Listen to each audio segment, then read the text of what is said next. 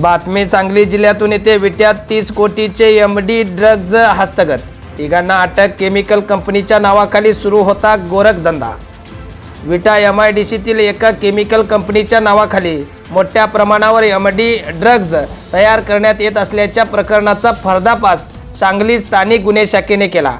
सोमवारी रात्री उशिरा कंपनीवर छापा टाकून तब्बल 29,73,55,200 रुपयाचा एमडी ड्रग्जचा साठा हस्तगत केला।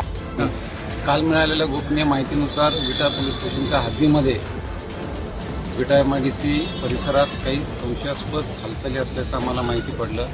त्यानुसार स्थानिक गुन्हे शाखेच्या पथकानं त्या ठिकाणी सापळा रचला आणि त्या सापळ्यामध्ये आम्हाला एक हुंदाई व्हाईट कलरची गाडी त्या कारखान्यातून बाहेर पडताना दिसली।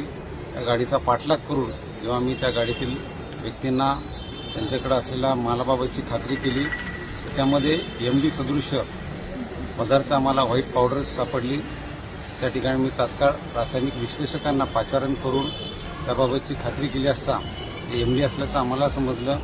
त्यानुसार आम्ही पुढील पंचनामा केला आणि हे एमडी ज्या ठिकाणी तयार करण्यात येत आहे त्या बंद पडलेल्या युनिटवर आम्ही छापा टाकला आणि त्या ठिकाणी हे एमडी पदार्थ बनवण्याकरता जे रॉ मटेरियल आहे ते रॉ मटेरियल मोठ्या प्रमाणात त्या ठिकाणी आढळून आलं। त्याचबरोबर जे डिस्टिलेशन असेंब्ली आहे या मशीनद्वारे ते यंत्रसामुग्रीद्वारे हे एमडी ड्रग बनवण्यात येतं ते सर्व आम्ही जप्त केलेलं आहे। आत्तापर्यंत यामध्ये आम्हाला 3 आरोपींचा सहभाग दिसून आलेला आहे। त्याच्यात आणखीन पुढं काही धागेदोरे असतील त्याकरता वेगळे पथकं तयार करून आम्ही ती रवाना केलेली आहेत आणि लवकरच त्यामध्ये आणखीनही आरोपी निष्पन्न होतील।